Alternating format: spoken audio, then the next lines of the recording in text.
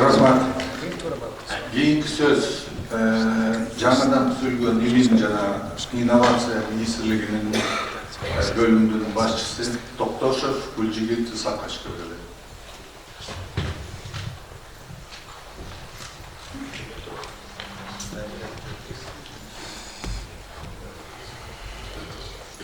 Урматтуу бүгүнкү салтанаттуу иш-чаранын катышуучулары, урматтуу Марат Муканович, Арслан Купаевич, Султан Акимович, урматтуу коноктор жана чакырылгандар, баарыңыздарга бүгүнкү Чыңгыз Айтматовдун ушу жазылып алган чыгармалар катышындагы ошол ичесине ачылыш менен кетип уруксат кеттиңиздер. Министрибиз Бактар Сантилемович келбей калды, ошондуктан бизди сурап эле. Ошондуктан ошол министрибиздин атынан дагы уруксат кеттиңиздер. Эми өзүңүздөр белгилүү болгондой, видео тасмадан көрдүк. Чыңгыз Айтматов Төрөкулович ошо илимге бир чыгармачылык жаатынан эмес, илимге болгон өзүнүн көз карашын абдан мындай жеткиликтүү деп айтып кеткен экен. Адам укумундагы жөнөкөй микро мирден баштап космоско чейинки процесстердин баардыгы чоң баягы илимий потенциалды, илимдүү талап кылат деп басып кеткен экен. Ошондуктан мен ушул позициядан айткым келип турат. Чыңгыз Айтматовдун баардык чыгармаларында биз азыркы күндө сөз кылып жүргөн Бириккен Улуттар Уюмунун алкагында кабыл алынган туруктуу программаларында айтылган баардык чакырыктар ушу Чыңгыз Айтматовдун Төрөкуловичтин чыгармаларында бар экен. Мисалы үчүн айта кете турган болсок, Апаранын көз жашы, эртелген турналар деген сыяктуу чыгармаларды алып болсок, булар баягы био ар түрдүүлүктү сактоого чакырылат да. Мисалы үчүн түрдүн бир тарабын жок кылып койсоң, ал орунга чейин келип өтүнө маңызында болсолар деген сыяктуу. Ошондой эле жакшы экология, жакшы энергетика деп атабыз. Ошол жараткыч менен таптуу мамиледе болуу, ошол тарбиялоо маанисинде баягы философиялык илимге негизделген бир көп жакшы ойлорду айтып кеткен экен. Мисалы үчүн Кассанова таңбасындагы келечек муунду тарбиялоодогу бир өтө чоң философиялык мааниси бар чыгарма барыңыздарга белгилүү. Баягы бала чакты түйүндүктү ошо дененин ичине баштап тарбияла деген. Ошол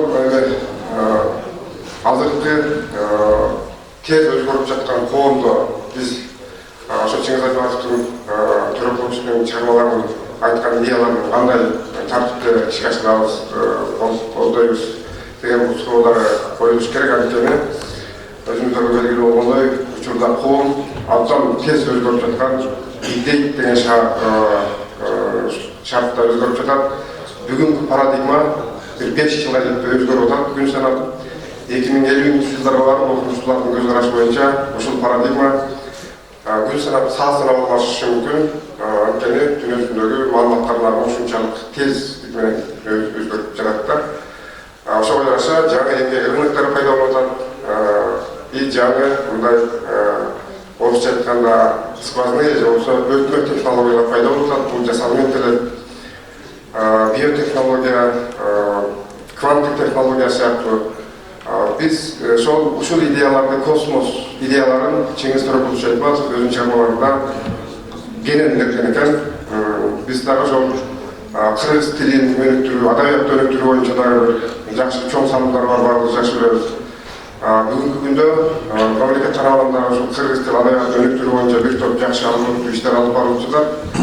Өзүңүздөргө белгилүү болгондой, 2024-жылдын 30-сентябрында 5-19 менен Кыргыз Республикасындагы илим жана техника өнүктүрүүнүн 2028-жылга чейин өнүктүрүүнүн артыкчылыктуу багыттары кабыл алынган. Ал жерде ошо кыргыз тили бул артыкчылыктуу багыттардын бири катары кабыл алынган.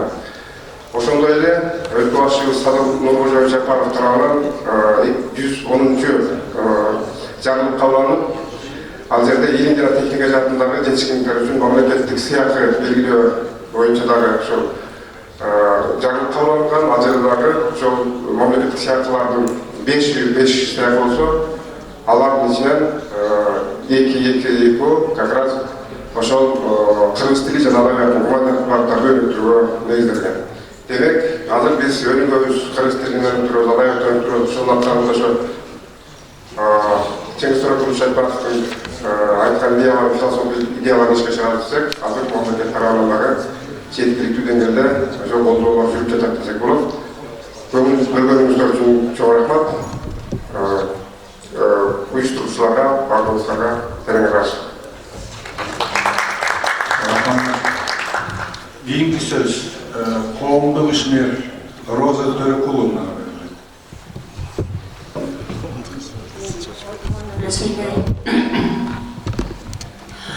Биринчиден чоң рахмат, ыраазычылык билдирем. Чыңгыз Төрөкуловичтин кол жазмаларын изилдеп, окуп изилдеп анан ушундай жакшы китеп чыгарганыңар үчүн. Анан бул жерде айтылган маселелер боюнча мен бир жылдыгы жөнүндө сөз болуп калбадыбы. Ошол мага 80 жылдыгы эсиме түшүп атат да. 2008 жылы Айтматовдун 80 жылдыгына арналган жыл деп жарыялайлы деп, анан ошо мамлекет тарабынан сунуш киргизилет деп, кандай дейсиз, эмне дейсиз ошого десе, ал айтат, мен 80 жылдыгымды үйдөн деле өзүмдүн үй бүлөм менен, жакын адамдарым менен деле белгилеп койсом, ошол жетиштүү мага, андан артыктын кереги жок. Бирок эгер 80 жылдыктын аркасы менен китептер чыгып, жаштарга ошол өзүнүн таасирин тийгизип, жаштар жаңы кандайдыр бир келечек үчүн бир жакшы идеяларга ээ болуп, келечек үчүн бир жакшы шарттар болсо, анда мен макулмун. Эгер бул ошо жаш муунга өзүнүн жакшы таасирин тийгизсе деп. Ансынарындай мына 100 жылдык деп жатабыз, азыр эми өзүнө деле ал 100 жылдыктын кереги жок, бирок элге, жаштарга, мамлекетибизге пайдасы тийген бир жакшылыкка түрткөн бир жакшы идеялар болсо, албетте 100 жылдыкты анда ойлонуш керек, анда чын эле эмтен эле даярдана башташ керек деп ойлойм. Анан ошого мен ойлойм, ошо бул ишин чыгармаларын окуп билип, чыгылып чыгармаларын монтоп чыгарганыңар ошого чоң салым деп ойлойм. Рахмат силерге. Ошол китепти чыгарган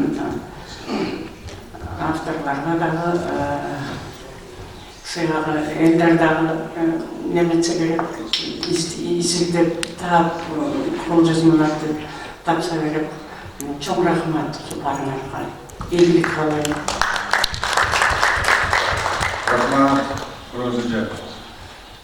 Keyingi söz Kırgız Respublikası'nın el artisti Kazakov Tugolbay Toktoguluş verildi. 70'ten aşkanlar şöyle oturup süresi oldu. Rahmat.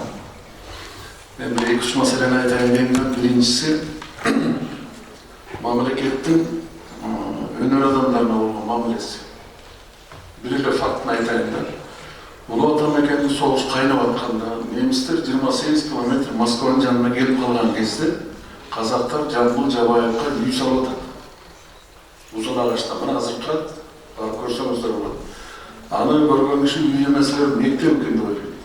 Анткени ал жерде Жамбыл Жабаев 4-5 киши келсе, аны менен чай іше турган бөлмөсү, 15-20 киши келсе, аны менен чай іше турган өзүнчө бөлмөсү, мен персоналдар отура турган өзүнчө бөлмө, Жамбылдын Доңгора жерде турган бөлмөсү өзүнчө жата турган ушул кетерет экен, бизге көрсөттү бар.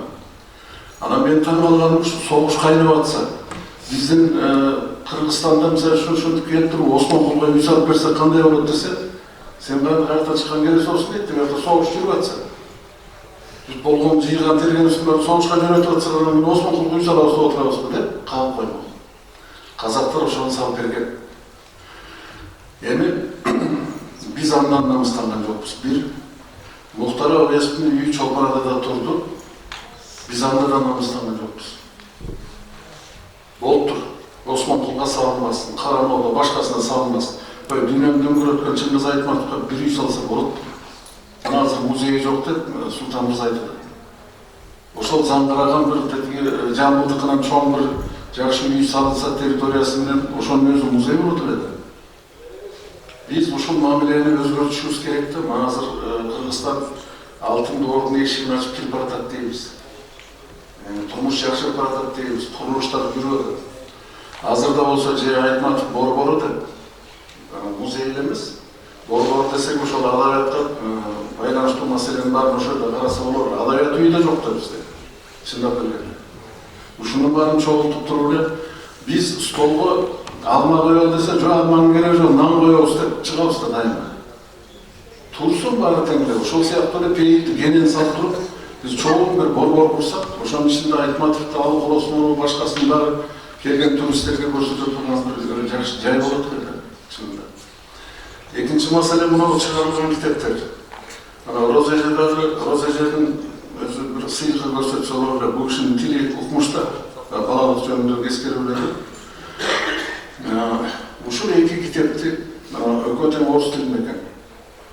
Ушунун котормосуна конкурс жарыяласа мамлекет. Себеби ар ким албагында которо берип турган китептер эмес булар. Өзгөчө Чыңгыз Айтматовдун китебин көргөнгө которгонго болбойт. Конкурс жарыялаш керек. Ким эң мыкты которсо, ошону жарыялаш керек деп ойлойм да. Калганын тыйып салыш керек.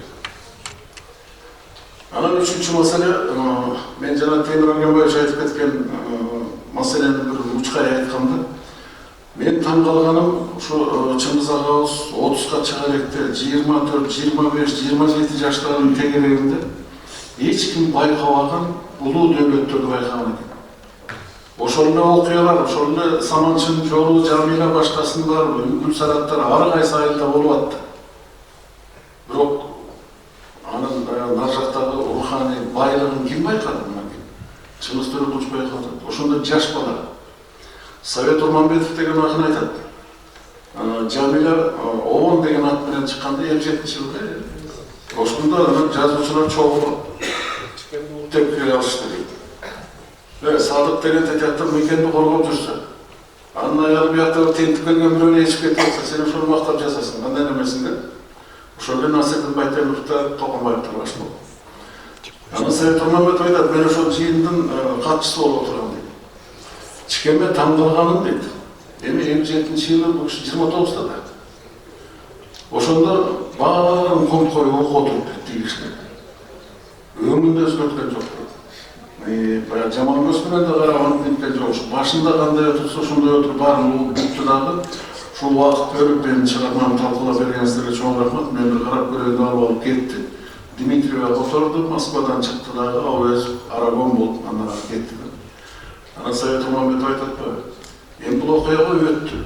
Бирок чике болуп, бүт дүйнөнү дөңгөрөтүп келип, жазуучулар советин башкарып отурганда дагы бир сөз кылган жок, бир мамилеси менен билгизген жок дейт ушул кишиге.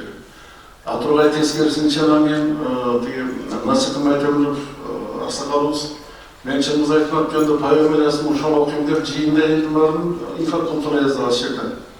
Же окуп токтотпой. Ошондон кийин түмөнбөй байзап коюп турай, мунун ардайым аты менен салбасыңар